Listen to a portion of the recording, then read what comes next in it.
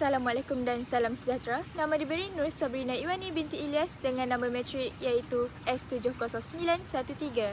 Ingin membentangkan tugas individu saya dari kos Penghayatan Etika dan Peradaban dengan bimbingan daripada Dr. Zaini binti Sulaiman.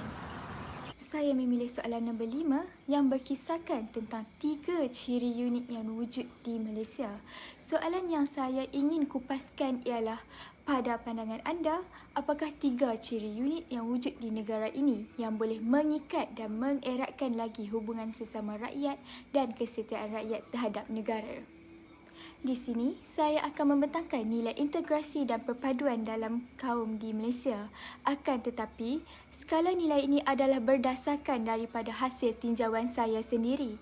Maka, penilaian dilakukan adalah subjektif, iaitu kebarangkalian pandangan saya adalah mungkin berbeza dengan individu yang lain. Berdasarkan dari pemerhatian saya, nilai integrasi dan perpaduan antara kaum yang tinggal di kawasan perumahan saya adalah sangat memuaskan. Hal ini kerana terdapat nilai-nilai murni yang terselah antara kaum di sini dan mereka juga hidup harmoni tanpa mengira bangsa dan agama.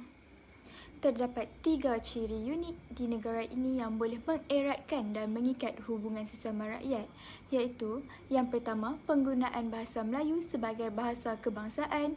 Yang kedua ialah sistem pendidikan yang wujud di negara Malaysia, manakala yang ketiga ialah penerimaan budaya yang bervariasi. Penggunaan bahasa Melayu sebagai bahasa kebangsaan. Pada tahun 1967, Duli Yang Maha Mulia Seri Paduka Baginda Yang di-Pertuan Agong telah mengisytiharkan bahasa Melayu sebagai bahasa rasmi negara yang tunggal bagi Persekutuan Malaysia. Hal ini secara tidak langsung telah melatih rakyat di Malaysia untuk menggunakan bahasa Melayu secara rasmi dalam kehidupan seharian mereka. Sehingga kini, bahasa Melayu telah menjadi bahasa komunikasi utama di Malaysia. Bahasa ini digunakan secara rasmi ataupun tidak rasmi. Secara contohnya, bagi penggunaan bahasa rasmi, bahasa Melayu digunakan dalam surat menyurat, manakala secara tidak rasmi, bahasa Melayu digunakan sebagai bahasa pengantara pelbagai kaum yang mempunyai bahasa tersendiri, seperti Mandarin, Tamil, Jawa dan banyak lagi. Hal ini disebabkan oleh masyarakat majmuk yang hidup bersama di Malaysia.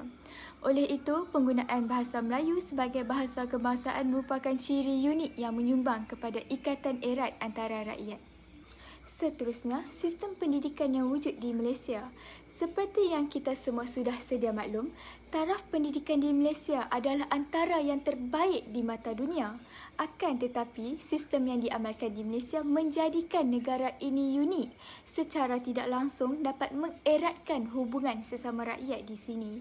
Hal ini kerana Kementerian Pelajaran Malaysia KPM dan Kementerian Pendidikan Tinggi KPT menggabungkan semua pelajar tanpa mengira kaum dalam kebanyakan institusi yang ditubuhkan di Malaysia.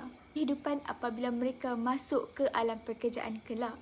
Hal ini kerana pelajar sudah tentulah akan saling bekerjasama dalam menyiapkan tugasan yang diberikan tanpa mengira kaum, terutamanya menyelesaikan aktiviti secara berkumpulan.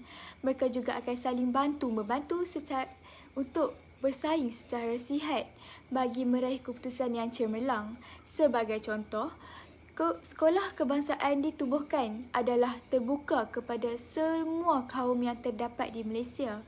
Selain itu, universiti swasta dan awam di Malaysia juga mengamalkan pencampuran kaum yang berpelbagai.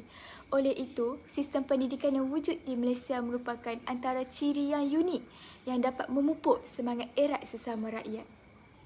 Ciri yang ketiga ialah penerimaan budaya yang bervariasi.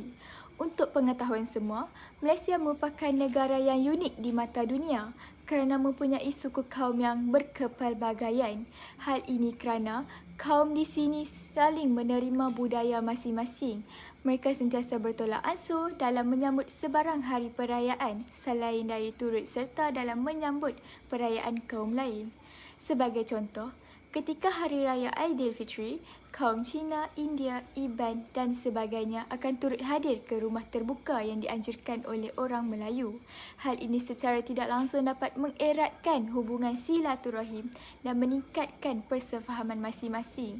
Oleh itu, penerimaan budaya yang bervariasi merupakan ciri unik yang dapat memupuk hubungan utuh dan kesetiaan rakyat di Malaysia.